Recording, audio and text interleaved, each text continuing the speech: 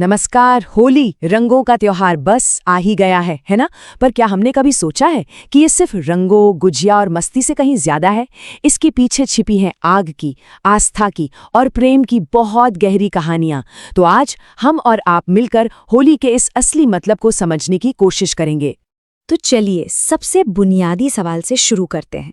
आखिर होली मनाई क्यों जाती है? ये एक ऐसा सवाल है जिसके जवाब में इतिहास, धर्म और समाज की कई परतें खुलती चली जाती हैं। अपनी इस पूरी पड़ताल को हमने 5 हिस्सों में बांटा है। हम शुरुआत करेंगे आग की कहानी से, फिर जानेंगे रंगों के पीछे की कथा, समाज के लिए इसके क्या मायने हैं ये समझेंगे, पूरे भारत में इसके अलग अलग रूप देखेंगे और आखिर में बात करेंगे होली के असल सार की। तो चलिए शुरू करते हैं। हमारी पहली कहानी आग से जुड़ी है और ये एक ऐसी कहानी है जो हमें सिखाती है कि सच्ची भक्ति के आगे बड़े से बड़ा अहंकार भी कैसे जलकर राख हो जाता है। अच्छा, तो इस कहानी के 3 मुख्य किरदार हैं। पहला एक बहुत ही शक्तिशाली असुर राजा हिरण्यकशिपु, दूसरा उसका अपना ही बेटा प्रहलाद जो भगवान विष्णु का परम भक्त था, और तीसरी राजा की बहन होलिका जिसे एक बहुत ही खास वरदान मिला हुआ था। तो बात ये थी कि हिरण्यकशिपु ने बहुत कठोर तपस्या की थी और ब्रह्मा जी से एक कमाल का वरदान हासिल कर लिया था। वरदान ये था कि उसे कोई इंसान या जानवर नहीं मार सकता, ना दिन में, ना रात में, ना धरती पर, ना आकाश में, और ना ही किसी हथियार से। अब इसी वरदान ने उससे बहुत ज्यादा अहंकारी बना दिया। अपने इसी घमंड में चूर होकर हिरण्यकशिपु ने ऐलान कर दिया कि वही ईश्वर है। लेकिन कहानी में असली टकराव तब शुरू हुआ जब उसके अपने ही बेटे प्रहलाद ने उसकी पूजा करने से साफ इनकार कर दिया। प्रहलाद तो बस भगवान विष्णु की भक्ति में ही लीन रहता था। हिरण्यकशिपु ने अपने बेटे को रास्ते से हटाने के लिए क्या क्या नहीं किया। उसे जहर दिया गया, गुस्सैल हाथियों के पैरों तले कुचलवाने की कोशिश हुई, यहाँ तक कि उसे एक ऊंचे पहाड़ से नीचे फेंक दिया गया।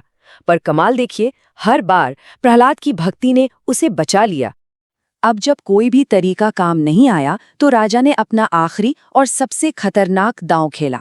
उसने अपनी बहन होलिका को बुलाया। होलिका को वरदान था कि आग उसे जला नहीं सकती। प्लान ये था कि होलिका प्रहलाद को अपनी गोद में लेकर एक जलती हुई चिता पर बैठ जाएगी। लेकिन यहीं पर कहानी में आता है एक जबरदस्त ट्विस्ट। जैसे ही आग जली, वरदान का असर उल्टा हो गया। होलिका तो जलकर राख हो गई और प्रहलाद आंच तक आए बिना सुरक्षित बाहर आ गया। देखिए, इसका संदेश कितना गहरा है। जब किसी दिव्य शक्ति का इस्तेमाल किसी बुरे काम के लिए किया जाता है तो वो शक्ति भी आपकी रक्षा नहीं कर पाती। और पता है, इसी घटना की याद में हम सब होली से ठीक एक रात पहले होलिका दहन मनाते हैं। ये सिर्फ लकड़ी जलाने की एक रस्म नहीं है, बल्कि ये अपने अंदर के अहंकार, बुराई और नफरत को उसी आग में जला देने का प्रतीक है। और इस कहानी का अंत तो और भी ज्यादा दिलचस्प है। प्रहलाद को बचाने के लिए भगवान विष्णु ने नरसिंह का अवतार लिया, यानी आधा इंसान आधा शेर। उन्होंने हिरण्यकशिपु को शाम के समय, मतलब न दिन न रात, घर की दहलीज पर, यानी न धरती न आकाश, और अपने नाखूनों से मारा।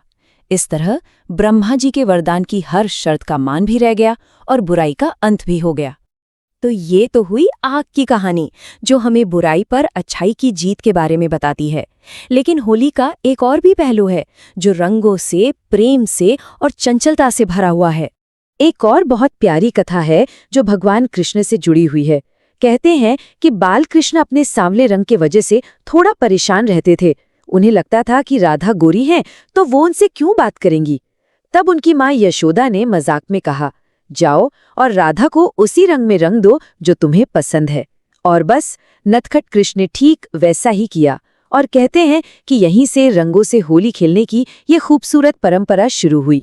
होली सिर्फ पौराणिक कथाओं तक ही सीमित नहीं है, इसका एक बहुत बड़ा सामाजिक और यहाँ तक कि एक वैज्ञानिक महत्व भी है। देखिए, सामाजिक तौर पर होली एक ऐसा दिन है जब समाज के सारे बंधन, सारे भेदभाव टूट जाते हैं। इस दिन कोई छोटा बड़ा, अमीर गरीब नहीं होता, सब एक रंग में रंगे होते हैं। ये पुराने झगड़ों को भुलाकर गले मिलने और रिश्तों में फिर से मिठास घोलने का एक सुनहरा मौका है। और इस त्योहार की पूरी आत्मा ना बस इसी एक लाइन में छिपी है, बुरा ना मानो, होली है। ये एक तरह का सोशल लाइसेंस है जो लोगों को खोलकर हंसने, खेलने, एक दूसरे के साथ थोड़ी छेड़छाड़ करने और दिल खोलकर खुशियां मनाने की आज़ादी देता है। और एक दिलचस्प बात और है, इन परंपराओं के पीछे कुछ वैज्ञानिक तर्क भी हो सकते हैं। देखिए, होली सर्दियों के अंत और गर्मियों की शुरुआत के ठीक बीच में आती है। इस बदलते मौसम में बीमारियों का खतरा बढ़ जाता है। ऐसा माना जाता है कि होलिका दहन से जो गर्मी पैदा होती है वो वातावरण के बैक्टीरिया को खत्म करने में मदद करती है। और पहले के जमाने में तो रंग भी हल्दी, नीम और तेसू के फूलों जैसी चीजों से बनते थे, जो हमारी त्वचा के लिए अच्छे होते थे। अच्छा, अब चलिए भारत भर में एक छोटा सा चक्कर लगाते हैं और देखते हैं कि इस एक त्योहार को कितने अलग-अलग और अनोखे अंदाज में मनाया जाता है। और यहाँ देखिए भारत की विविधता कितनी खूबसूरत है। बरसाना की चंचल लठमार होली, जहाँ महिलाएं प्यार से पुरुषों को लाठियों से मारती हैं, तो वहीं पंजाब का होला मोहल्ला, जहाँ वीरता और मार्शल आर्ट्स का प्रदर्शन होता है, और बंगाल की भक्ति से भरी डोल यात्रा। मतलब हर जगह का अपना एक अलग ही अंदाज है। तो इन सभी कहानियों, इन सभी परंपराओं को अगर हम एक साथ जोड़कर देखें तो होली का असली मतलब क्या निकलता है? ये सिर्फ एक त्योहार नहीं है, बल्कि ये जीवन जीने का एक पूरा फलसफा है, एक दर्शन है। तो पूरी बात का निचोड़ क्या है?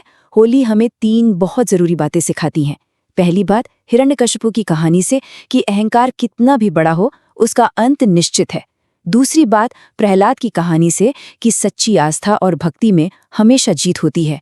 और तीसरी कृष्ण राधा की कथा से कि जिंदगी में प्रेम, हंसी मजाक और रंगों का होना बहुत बहुत जरूरी है। तो अगली बार जब हम होली खेलें तो ये जरूर याद रखें कि ये सिर्फ एक दूसरे पर रंग डालना नहीं है, ये एक दर्शन है। ये हमें खुद से ये सवाल पूछने का मौका देता है कि हमें अपनी जिंदगी में माफी का, प्रेम का, भक्ति का और खुशी का कौन सा रंग भरना है।